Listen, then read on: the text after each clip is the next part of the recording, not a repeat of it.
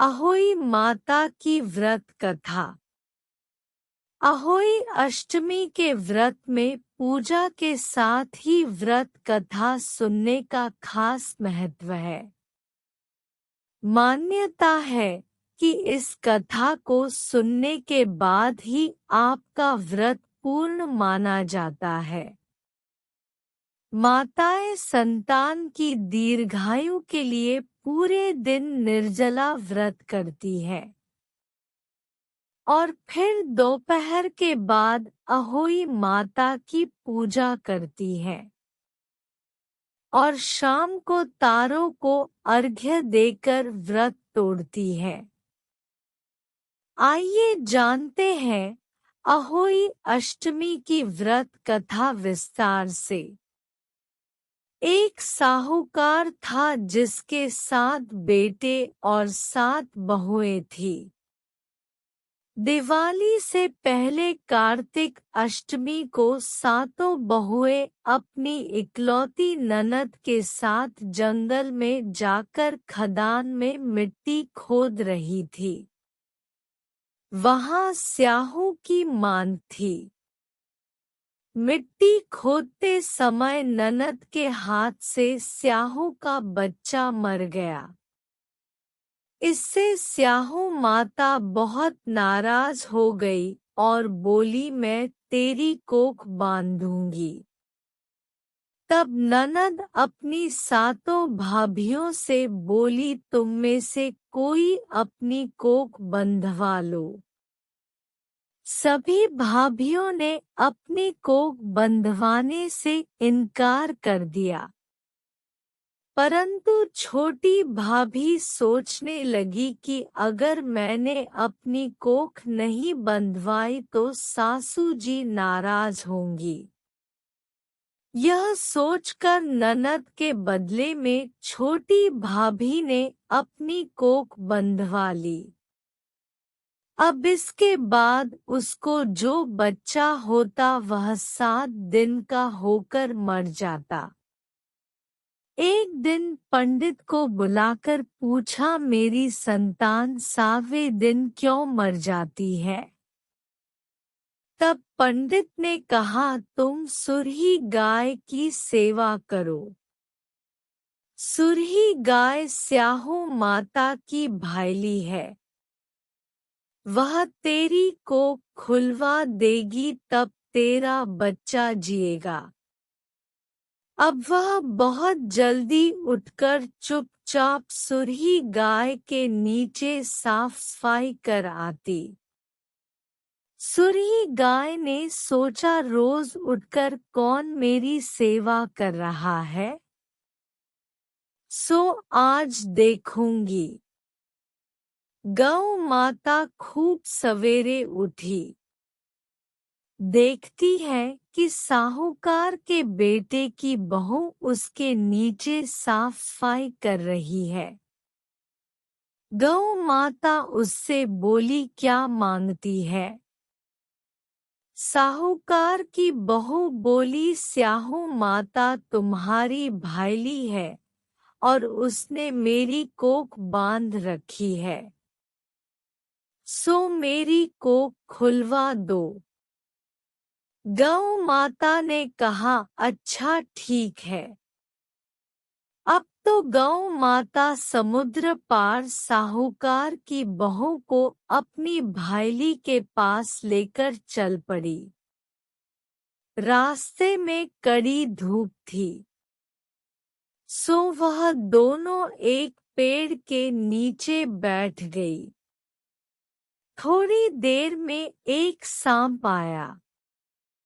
उसी पेड़ पर गरुड़ पंखनी का एक बच्चा था। सांप उसको डसने लगा। तब साहूकार की बहू ने सांप मारकर ढाल के नीचे दबा दिया और बच्चे को बचा लिया। थोड़ी देर में गरुड़ पंखनी आई तो यहाँ खून देखकर साहूकार की बहू को चोंच मारने लगी। तब साहूकार की बहू बोली, मैंने तेरे बच्चे को नहीं मारा बल्कि सांप तेरे बच्चे के करीब आया था। मैंने तो उससे तेरे बच्चे की रक्षा की है।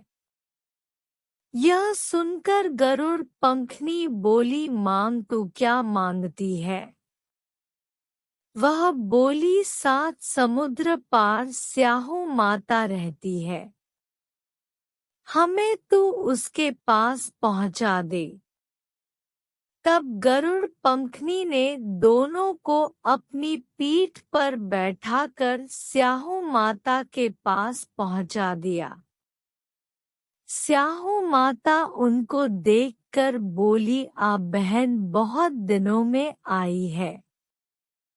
फिर कहने लगी, बहन मेरे सिर में जुएं पड़ गई हैं। तब सुरही के कहने पर साहूकार की बहू ने उसकी सारी जुएं निकाल दी। इस पर स्याहू माता प्रसन्न होकर बोली, तूने मेरे सिर में बहुत सलाई घेरी है, इसलिए तेरे 7 बेटे और 7 बहू होंगी। वह बोली, मेरे तो एक भी बेटा नहीं, 7 बेटे कहाँ से होंगी? स्याहू माता बोली, वचन दिया है। तब साहूकार की बहू बोली, मेरी कोख तो तुम्हारे पास बंद पड़ी है।